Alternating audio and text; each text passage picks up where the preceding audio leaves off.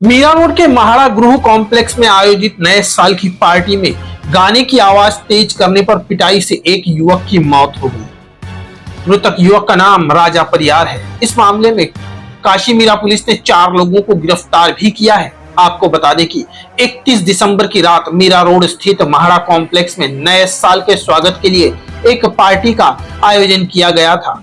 सुबह करीब 3 बजे स्पीकर पर गाने की आवाज बढ़ाने को लेकर विवाद हो गया। विवाद मारपीट में बदल गया। इस दौरान आशीष जाधव, अमित जाधव, उनके पिता प्रकाश जाधव व अन्य ने लकड़ी के डंडे से राजा परियार के सिर पर वार कर दिया तथा राजा परियार के सहयोगी विपुल राय के चेहरे पर लोहे के कड़े से वार किया।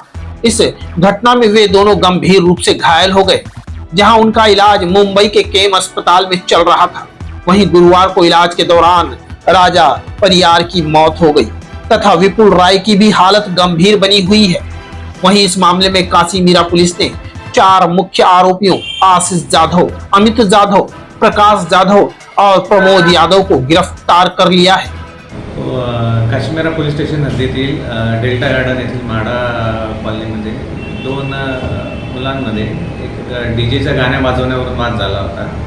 त्यावरून तिथे थोडे मारामारी झाली आणि त्यात 2 इसम जखमी आहेत। दोघांवरही उपचार चालू आहे। सर, या प्रकरणात कोणाला ताब्यात घेण्यात आलेला आहे का काय? सध्या 2 आरोपी आपण ताब्यात घेतले आहे आणि पुढील आरोपींचा शोध सुरू आहे। सर, जे जखमी आहेत त्यांच्यावर उपचार कुठे चालू आहे आणि त्यांची परिस्थिती कशी आहे?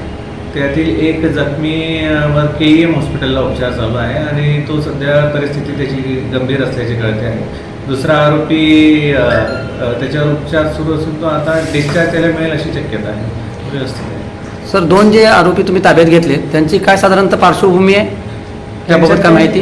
त्याच्यात पार्श्वभूमी अजून काही निष्पन्न झाली नाही आहे, त्याबाबत तपास सुरू आहे। मीरा भाईंदर से क्राइम रिपोर्टर्स टीवी न्यूज की एक रिपोर्ट।